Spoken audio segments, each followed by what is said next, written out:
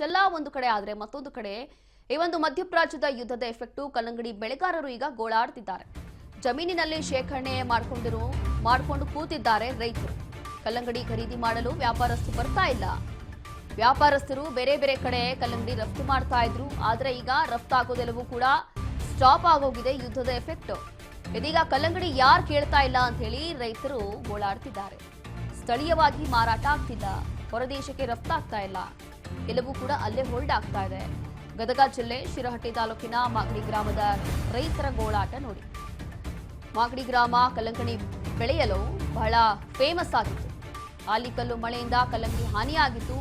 ಕಟಾವು ಮಾಡಿದ್ರು ಕೂಡ ಮಾರಾಟ ಆಗ್ತಾ ಇಲ್ಲ ಅಂತ ಹೇಳಿ ರೈತರು ಇಲ್ಲಿ ತಮ್ಮ ಸಮಸ್ಯೆಯನ್ನ ಹೇಳ್ಕೊತಾ ಇದ್ದಾರೆ. 100 ಎಕರೆ ಪ್ರದೇಶದಲ್ಲಿ ಕಲ್ಲಂಗಡಿ ಬೆಳೆಯನ್ನ ಬೆಳೆದಿದ್ವಿ, ಇನ್ನು ಎಲ್ಲಿಟ್ಟಿದ್ವು ಅಲ್ಲೇ ಕೊಳೆತು ಹೋಗ್ತಾ ಇದೆ ಕಲ್ಲಂಗಡಿ ಎಲ್ಲ. ಈ ಒಂದು ಯುದ್ಧದ ಪರಿಣಾಮವಾಗಿ ಮಾರಾಟ ಆಗ್ತಾ ಇಲ್ಲ, ಇಲ್ಲಿಂದ ರಫ್ತಾಗ್ತಾ ಇಲ್ಲ. ಇನ್ನು ಸ್ಥಳೀಯವಾಗಿ ಎಷ್ಟಂತ ಮಾರಾಟ ಮಾಡ್ಲಿಕ್ಕೆ ಸಾಧ್ಯ ಅಂತ ಹೇಳಿ ಇಲ್ಲಿನ ರೈತರು ಈಗ ತಮ್ಮ ಸಮಸ್ಯೆಯನ್ನು ಹೇಳ್ಕೊತಾ ಇದ್ದಾರೆ. ಇಷ್ಟೊಂದು ನಷ್ಟ ಆಗ್ತಾ ಇರುವಂತದ್ದು ರೈತರಿಗೆ.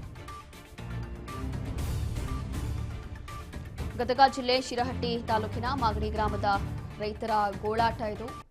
ರಫ್ತಾಗ್ತಾ ಇಲ್ಲ, ಇಲ್ಲಿಂದ ಎಲ್ಲವೂ ಕೂಡ ಯುದ್ಧದಿಂದ ಸದ್ಯಕ್ಕೆ ಇಲ್ಲಿಂದ ಏನು ಎಕ್ಸ್ಪೋರ್ಟ್ ಆಗ್ತಾ ಇತ್ತು ಅಲ್ಲಿಗೆ ಇಂಪೋರ್ಟ್ ಆಗ್ತಾ ಇತ್ತು ಅದೆಲ್ಲವೂ ಕೂಡ ಸ್ಟಾಪ್ ಆಗಿದೆ, ಸ್ಥಗಿತ ಆಗಿದೆ ಈಗ. ಹಾಗಾಗಿ ಇಷ್ಟೆಲ್ಲ ನಾಶ ಆಗ್ತಾ ಇದೆ, ಇಷ್ಟೆಲ್ಲ ನಷ್ಟ ಆಗ್ತಾ ಇದೆ ರೈತರಿಗೆ.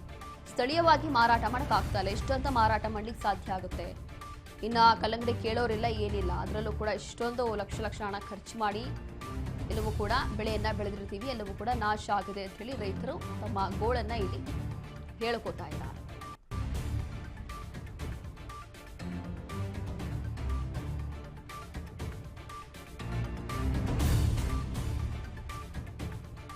ಮಾಗಡಿ ಗ್ರಾಮ ಕಲ್ಲಂಗಡಿ ಬೆಳೆಯಲು ಬಹಳ ಫೇಮಸ್ ಆಗಿತ್ತು.